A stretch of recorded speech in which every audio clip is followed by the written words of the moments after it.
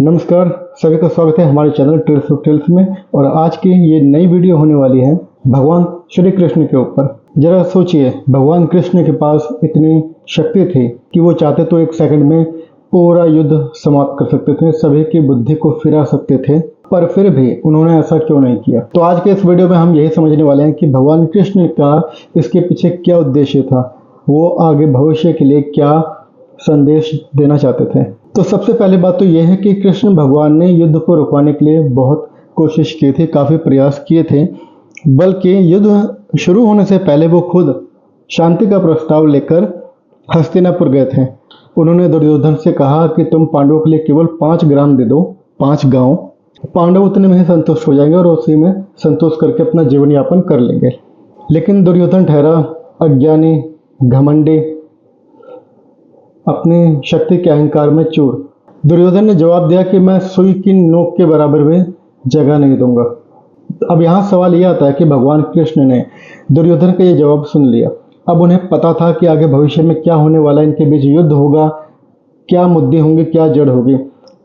कृष्ण भगवान स्वयं भगवान होकर यहीं पर इसी क्षण में दुर्योधन की बुद्धि को पलट सकते थे, उसको थोड़ी सी सद्बुद्धि दे सकते थे अपने किसी भी दैवीय प्रभाव के कारण, ताकि उसकी बुद्धि को थोड़ी सी समझ आ जाते कि मुझे क्या करना चाहिए, कि इससे आगे क्या परिणाम होंगे। पर भगवान कृष्ण ने ऐसा नहीं किया। अब इसके पीछे एक बहुत बड़ा कारण है जो काफ़ी गहरा है। उसको समझने के लिए आपको ये पूरी वीडियो ध्यान से देखनी पड़ेगी, ध्यान से देखनी होगी और उसको सुनकर समझना होगा, क्योंकि सिर्फ वीडियो देखने के लिए वीडियो नहीं बनी। ये वीडियो वो बनाता हूँ मैं कि पूरी डिटेल, सारा कुछ, जितने भी हमारे पास टेक्स्ट डॉक्यूमेंट है वो सब कुछ मैं लेकर उनका निचोड़ निकाल कर निष्कर्ष बनाता हूँ, फिर आपके सामने वो प्रस्तुत करता हूँ। अब हिंदुओं की सोच में एक बहुत बड़ी बात मानी जाती है कि हर व्यक्ति को, प्रत्येक व्यक्ति चाहे वो किसी भी धर्म कुल का, किसी भी पद का हो, उसे अपना रास्ता स्वयं चुनने का पूरा अधिकार है और उसका ये हक, ये अधिकार कोई छीन नहीं सकता उससे, स्वयं भगवान भी नहीं। अब ये अधिकार, ये जो इच्छा थी दुर्योधन के मन में कि मैं सुई के नोक के बराबर भी जगह नहीं दूंगा, तो कृष्ण भगवान ने उस निर्णय को दुर्योधन के कर्मों के साथ जोड़ दिया और उसको वहीं छोड़ दिया। अब आप जरा सोचिए, अगर भगवान कृष्ण या आप जिस भी भगवान में आस्था रखते हैं, क्योंकि सभी भगवान का जो मूल है वो एक ही है, तो आप किसी भी भगवान में अगर आस्था रखते हैं और इसी प्रकार अगर सभी देवी देवता कर्म धर्म का पूरा हिसाब ही बेकार कर दें, क्योंकि अगर कोई व्यक्ति अपना कर्म करने जाता है, उसे पता है वो गलत चोर है, कोई चोरी करने जा रहा है, गलत कर्म है, पर ये उसका कर्म है, अगर भगवान बुद्धि दे दें तो वो अपने पुराने जो उसके कर्मों के पाप हैं वो कैसे उसको काटेगा, कैसे भोगेगा। जैसे कि मैंने ये पहले वाली इस वीडियो में बताया था, आपने देखी होगी ये वीडियो, किस प्रकार जो ऋषि थे काफ़ी दर्दनाक तरीके से उनकी मृत्यु हुई। वह यमराज जी के पास गए, उनसे पूछा तो यमराज जी ने उनको बताया कि ये आपके पिछले कर्मों का फल है, पिछले कर्मों का, यानी कि आपका ये वास्तविक रूप में इसी जन्म का फल है। बचपन में उन्होंने किसी कीड़े को दुख दिया, दर्द दिया, वही दुख दर्द उसी तरह से उन्हें अब इस उम्र में मिला है।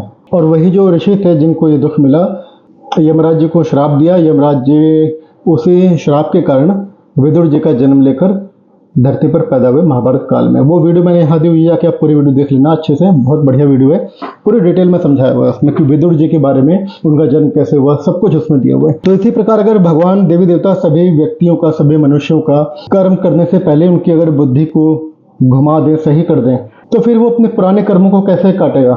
या ये भी कर सकते हैं देवी देवता कि सभी मनुष्यों की बुद्धि फिरा के एक ही बार में सबका कर्म सही कर दें, आगे उनको कभी बुरे कर्म की जरूरत ही ना पड़े। पर जो उन्होंने पहले कर्म किए हैं ये उनके साथ अन्याय हो जाएगा। सपोज कीजिए कि किसी ने दुख दिया, भगवान ने उसको छोड़ दिया, जिसको दुख मिला उसको तो मन में रह जाएगा ना कि हाँ मेरे साथ दुख मिला था मुझे इसके कारण, तो भगवान ने इसको माफ़ कर दिया, छोड़ दिया। एक वीडियो वो डाली मैंने, आप देखना, यहीं पे डाल दूंगा मैं इसका लिंक, कि जो पति पत्नी है कहते हैं कि पिछले जन्म के शत्रु थे, इनका कोई ना कोई आपस में ऋण बाकी था, इसीलिए उसको चुकाने के लिए इस जन्म में वापस पति पत्नी के रूप में साथ में आए।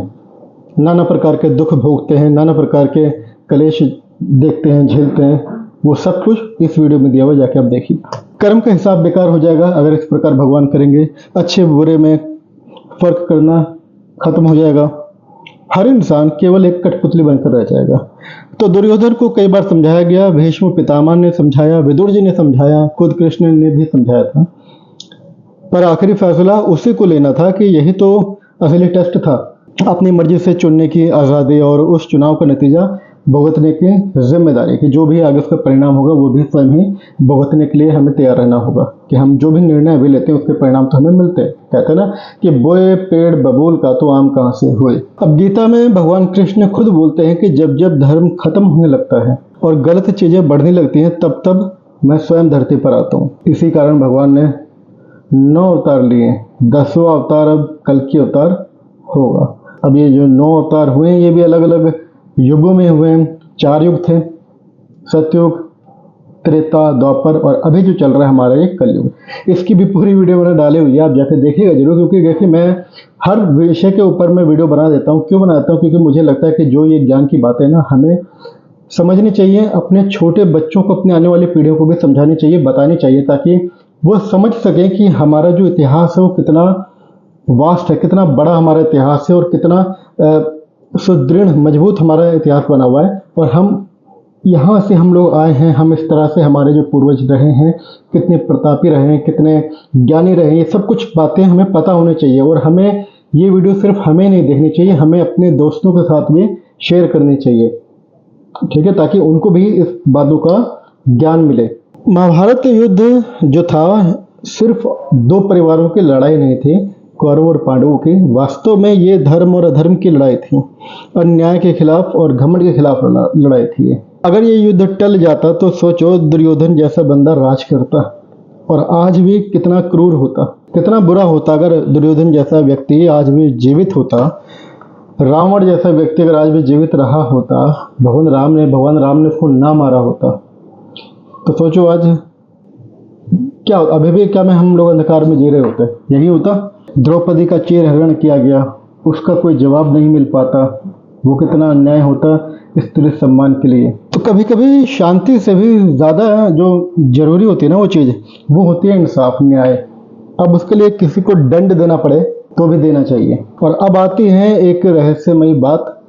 गीता के 11वें अध्याय में कृष्ण अर्जुन को अपना विराट रूप दिखाते हैं और कुछ ऐसा कहते हैं जो सुनकर रोंगटे खड़े हो जाते हैं। अर्जुन, ये सारे योद्धा तो पहले से ही मर चुके हैं, तू तो बस एक जरिया है। कृष्ण भगवान कह रहे हैं अर्जुन को कि ये सारे योद्धा तो पहले ही मर चुके हैं अर्जुन, तू तो मात्र एक जरिया है। मतलब समय का चक्कर और कर्मों का फल पहले से तो तय था।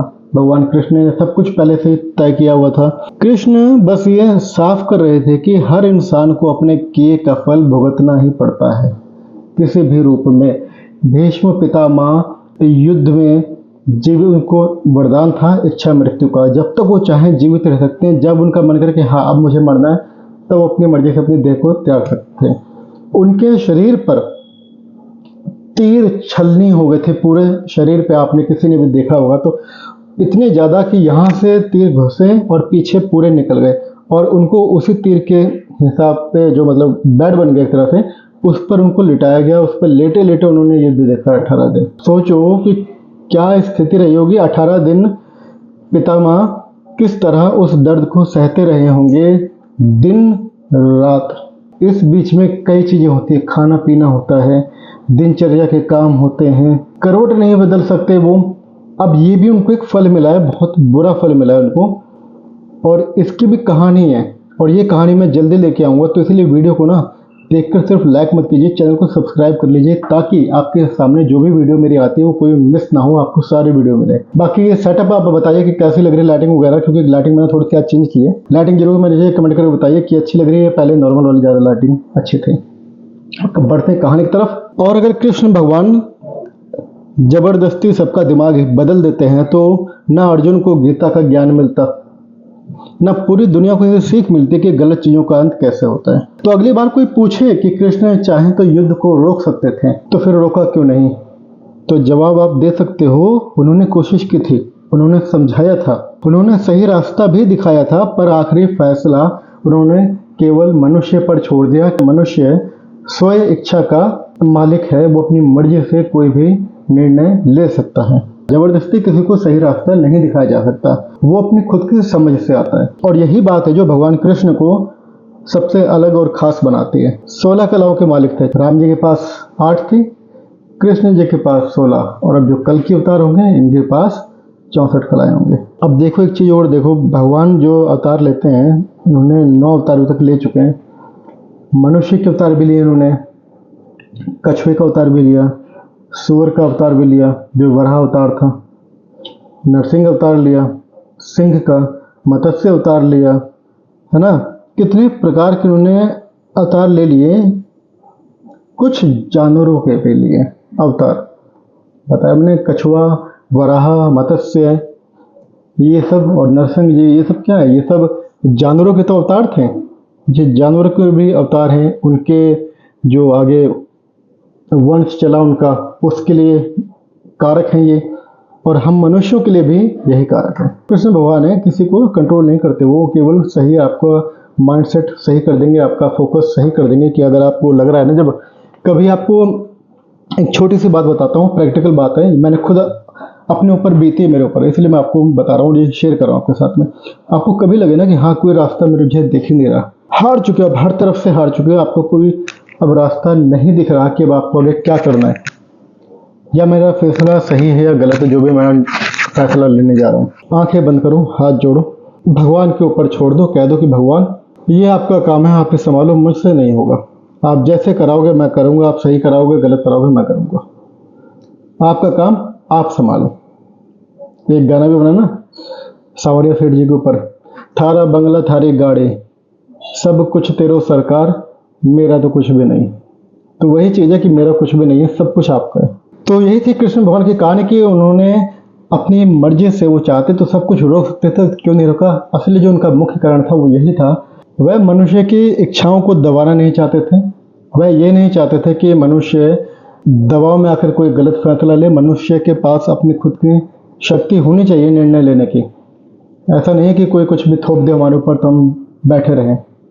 हमें अपने निर्णय लेने का पूरा अधिकार है, और उसे कोई नहीं रोक सकता, स्वयं भगवान भी नहीं। उन्होंने इसी चीज़ को साबित करने के लिए किसी की बुद्धि नहीं फिराई। और युद्ध में देखा होगा अपने बीच बीच में जब वो समय को रोक देते थे, और फिर जितने भी योद्धा थे, द्रोणाचार्य जी थे, गुरु थे पांडवों के, कौरवों के, सबके, उनको मारने के लिए कौन आया? अगर आपको पता है तो कमेंट करके मुझे बताइएगा, और मैं इंतजार करूंगा आपके कमेंट का। तब तक मिलते हैं आपसे अगली वीडियो में। नमस्कार।